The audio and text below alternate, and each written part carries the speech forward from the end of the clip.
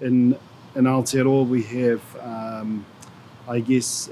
rurally based entrepreneurs who are running farming operations and enterprises, so heavily involved in the agricultural economy. And then we have, more sort of individual small business owners and entrepreneurs in the cities and towns who are starting sort of businesses that look like pretty much any other kind of business: hairdressers, plumbers, carpenters, taxi drivers, all these sorts of things. So we have that sort of individual level of entrepreneurship within Māori communities. But we also have, social entrepreneurs, Māori social entrepreneurs who are working in not-for-profit organisations, trying to do, contribute to the well-being of their communities using business-like structures and programs. So it's quite diverse. In Aotearoa, there's probably about there'll be over 120 tribes in Aotearoa, and all of them will be involved to some extent in economic development and entrepreneurship to some extent. Some of the larger tribes, of course, are very sort of advanced in terms of their economic development and developing tribal economies. For instance, Ngaitahu and Tainui, well over $1 billion in commercial assets, mainly in property and other kinds of developments.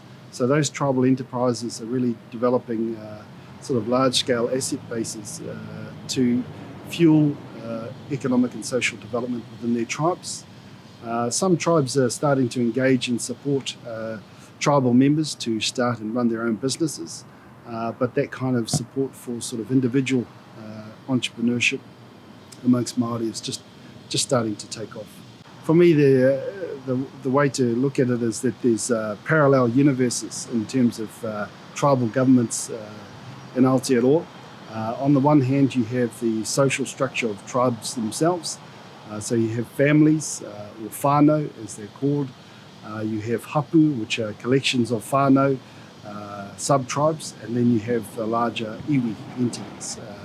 So these are, for instance, my tribe is Tūhoi, and in my tribe, in my iwi, there's about 40,000 members spread across Aotearoa, New Zealand, and my hapu is called Hāmua from Waikirikiri, and my whānau is the Mika whānau from Taneatu and Rātuki. So you have that sort of social structure of tribes, but then you have the governmental side, which is the sort of parallel universe. So those are the entities that are set up to support whānau, hapu and iwi development. So we have, in our tribe in Tūhoi, we have tribal committees which are supporting hapu or sub-tribal development. Then we have the overall tribal government, I guess you could call it, which is Tūhoi Te Uru Taumatua Trust, which is a sort of governing council.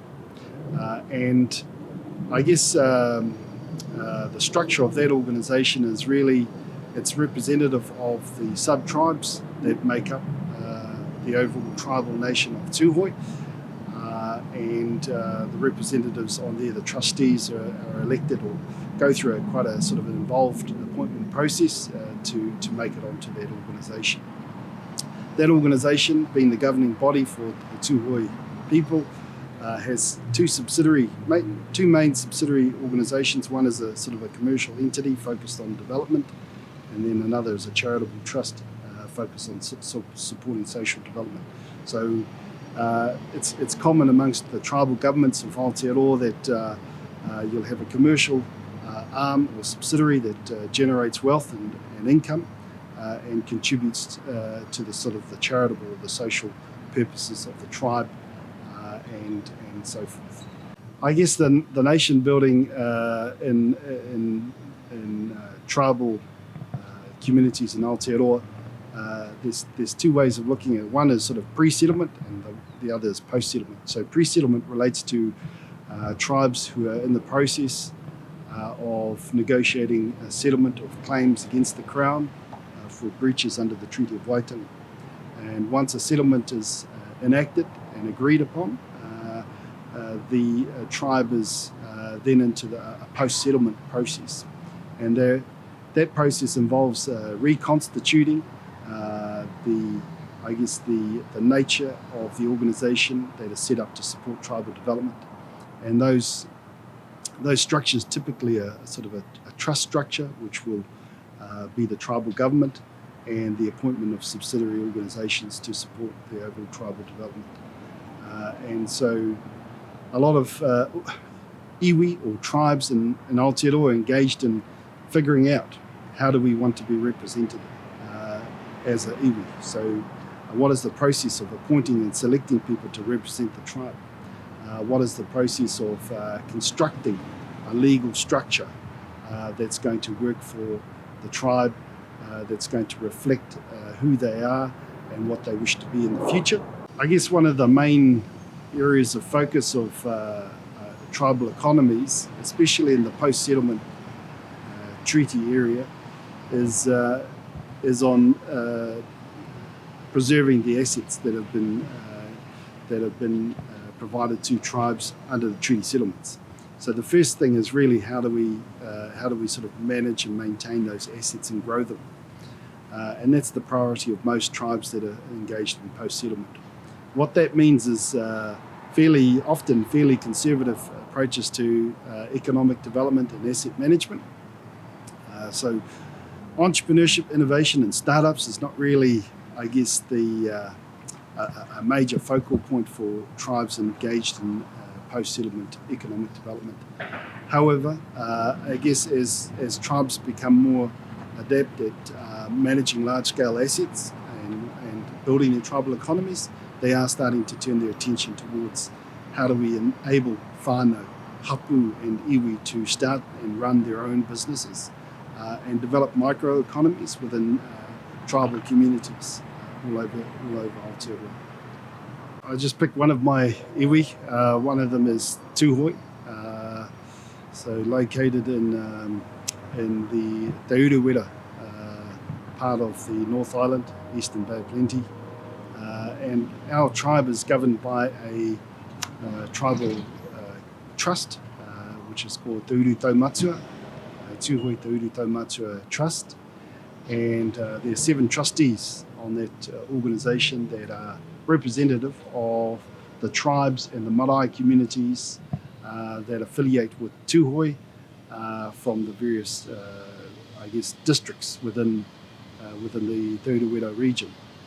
And so we have those trustees, and there's a very involved process of making your way forward as being nominated as a trustee, and it requires the support of your hapu, your sub-tribe, but it also requires the involvement of whānau within those hapu to support nominations and candidates to go forward in that tribal trust.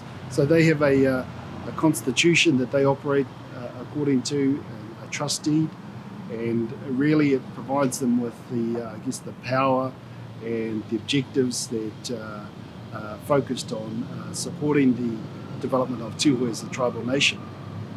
And those trustees, once appointed, they are in a position to appoint the directors and trustees of subsidiary organisations.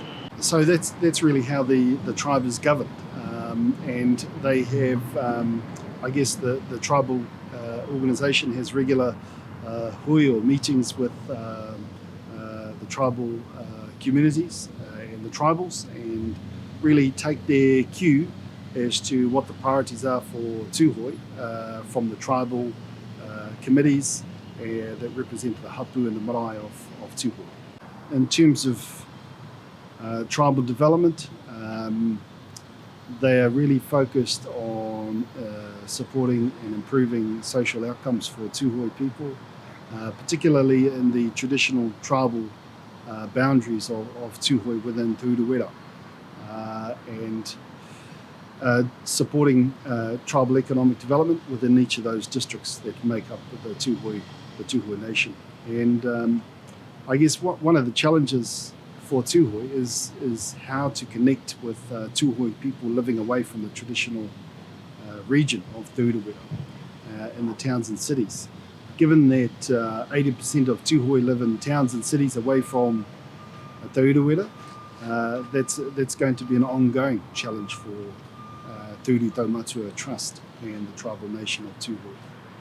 The key ways that Māori communities are supporting the development of their tribal nations in tribal governance is in terms of participation. So I guess continuing to participate in that sort of nation building process and being part of that structure that's been established for the tribal, for the governance of the tribe. And sometimes that's not always a sort of an easy road. Sometimes there's disagreements about, okay, how should we be governed, and how things ought to be done, and that can result in court cases within the tribe. So being challenged by tribal members to govern in a particular way or address particular priorities in different ways, and that kind of thing is happening within the tribe. So it's not an easy process.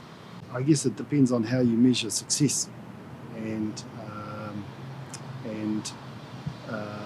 at the moment, what the focus tends to be is on the bank balances of the tribal nations that have settled their treaty claims, and they're kind of ranked in a way according to the size of their asset base.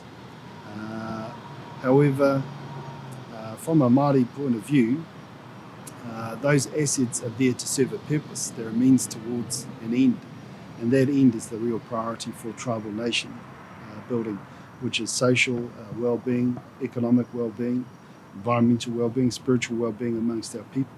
And there's a heap of work to be done in those areas.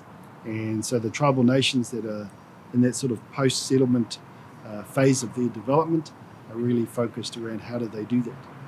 And so the success is really the extent to which tribal communities are engaged in supporting those kinds of outcomes, and how well tribes are doing at making a difference in those areas. Now, I think the main thing that I guess in the short time that I've been here is really is to I guess to be able to see the differences between how the United States and tribal nations here develop economically and are structured around their tribal governance and economic development compared with Aotearoa.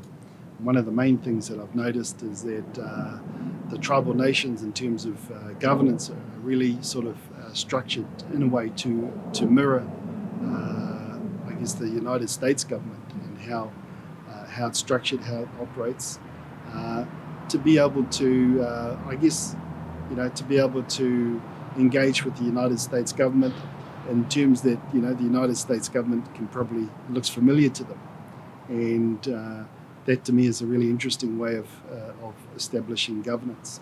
And the other thing I guess is tribal economic development here is